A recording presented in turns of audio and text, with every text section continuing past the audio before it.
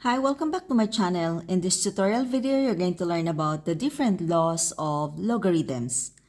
Let b, m, and n be real numbers such that b is greater than 0, which is the base, and b is not equal to 1. So, b cannot be 1. M and n must be positive numbers. Okay?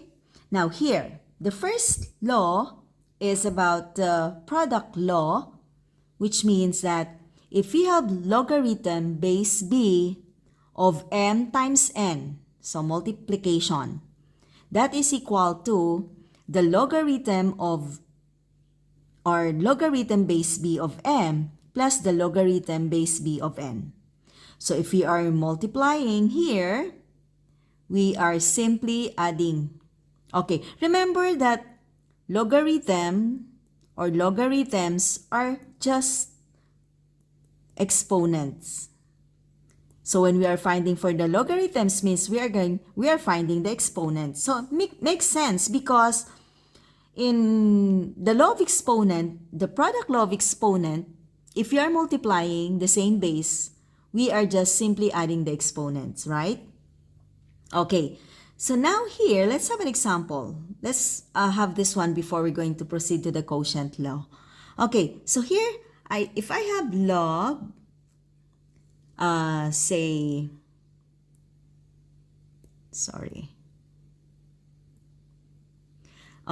base 3, let's say the base is 3.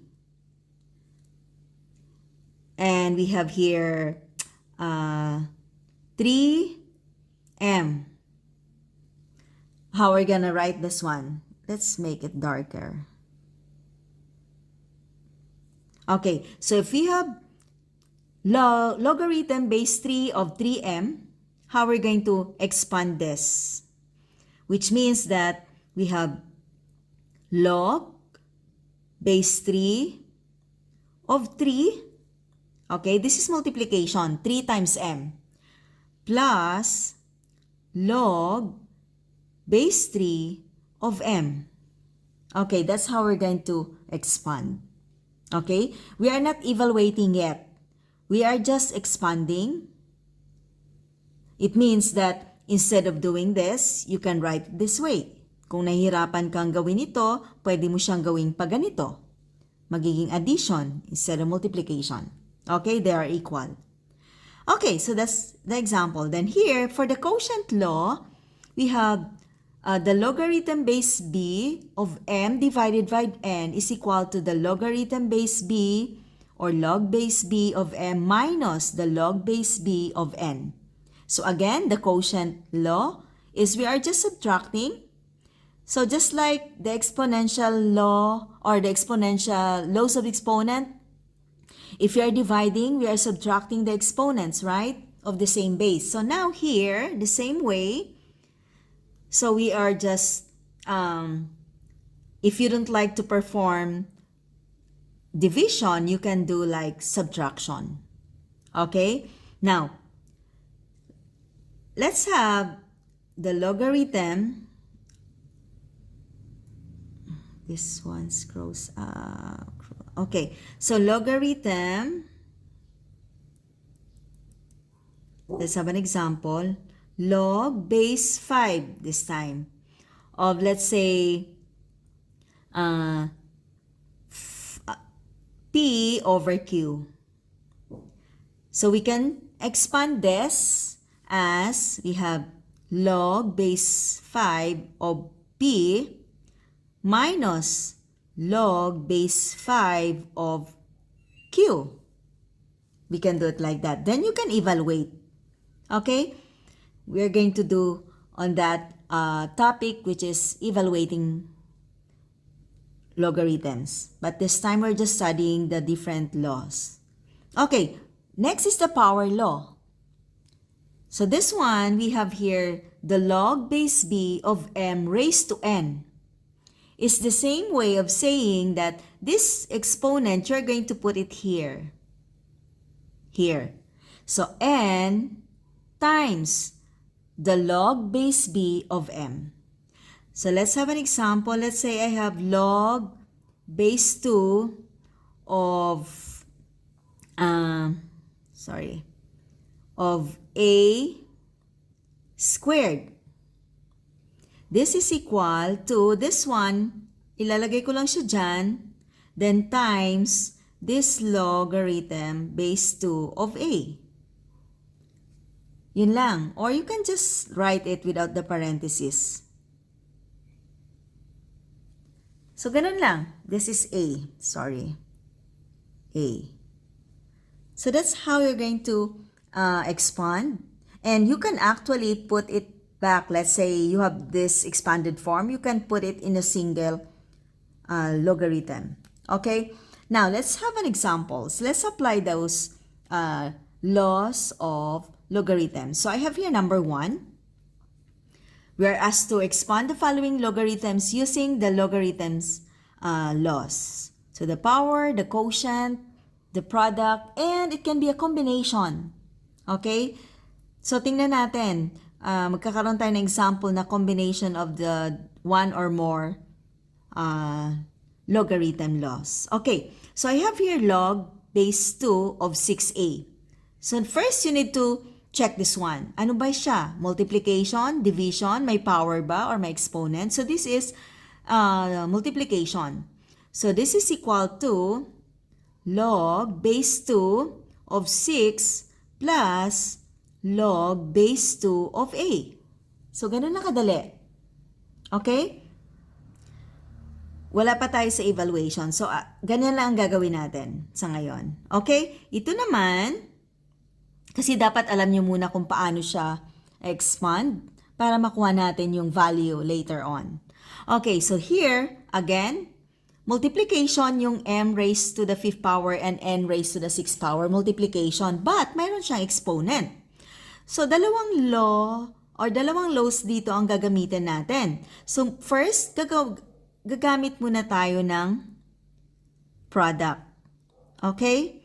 So, paghiwalayin muna natin, so magiging log base 3 of m raised to the 5th power. Since multiplication siya, mag-add tayo. Then, log base 3 of n to the 6th power. Okay? Then, what next is, this one, we are going to use the power. Okay? Power law here.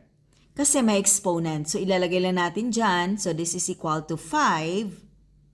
Then, log base 3 of m. Plus, ganun din dito, 6 log base 3 of n. So, yun yung final answer natin so far sa ngayon. Na-expand lang natin. Okay. Next. Look at number 3. So, quotient, division. Sorry about that. Okay, so here, number 3, again, we have log base 5 of m over 10. So, this is quotient. Okay? So, here, we're going to subtract. So, we have the log base 5 of m minus the log base 5 of 10. So, ganun lang. Ganun lang gagawin natin dyan. Okay, next, number 4.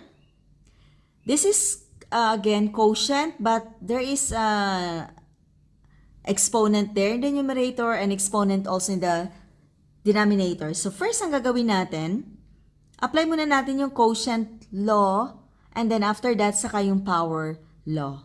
Okay, so first, logarithm base 5 of m raised to the 3rd power minus the logarithm of logarithm base 5 of 5 raised to 2. And then, apply natin yung, so first, gumamit tayo ng quotient. And then, gagamit tayo ngayon ng power. Okay. So here, simply, the 3 will be here times the log base 5 of m. Okay? Minus, same with 2, we have 2 log base 5 of 5. Okay? So now, napansin nyo dito, yung sa basic properties ngayon, pag nag-evaluate na tayo, ay pwede nyo nang gamitin para makuha natin yung pinaka-final answer. Okay? So, let's have number 5. Okay, look at number 5. So, we have product, quotient, and we have power. So, in this case, i-apply natin yung product law, quotient, and the power law. But first, anong gagawin natin? Ang unang gagawin natin ay quotient muna, division muna. So, pag nagdi-divide tayo, mina-minus natin. So, log base 3 of m cubed n squared minus log base 3 of p. Okay? So, yan. Now, dito, anong gagawin natin dito? So, first, quotient. Okay? The next is product. So, paghiwalayin muna natin yan. So, maging log base 3 of m cubed plus logarithm base 3 of n squared. Then, minus, kopyahin lang natin yon. Okay. Now, apply na natin ngayon yung power law. Okay? Sorry. Power.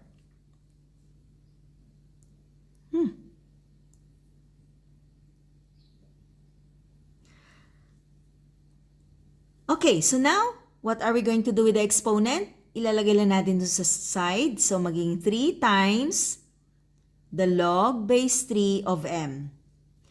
Plus, again, yung 2 dito, maging 2 times log base 3 of n. Minus log base 3 of p. So, yun ang final answer natin dito.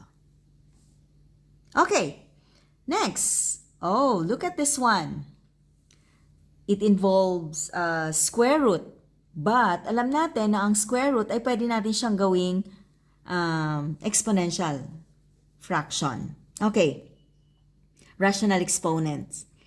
So, now here, unang-una, gawin muna natin ito. Change natin siya.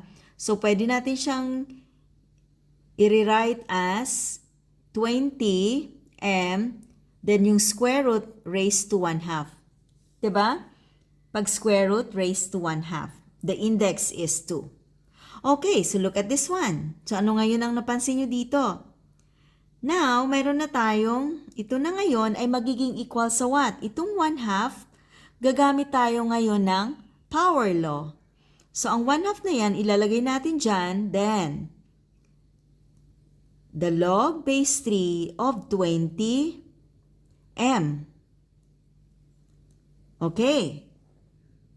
Next, hindi pa tayo tapos. Again, copy lang natin ang 1/2. Dito ngayon, 20 times m. So, gagamit tayo ngayon ng product law. So, mapaghiwalay natin, log base 3 of 20.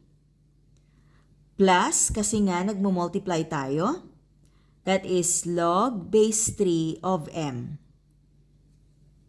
Okay? Yan. O, pwede nyo i-distribute ngayon. Magiging 1/2, pwede natin i-distribute dito at saka dyan. So, 1/2 log base 3 of 20 plus 1/2 log base 3 of m. Okay, so there. So, that's how you're going to apply the laws of logarithms. See you in the next video. Bye!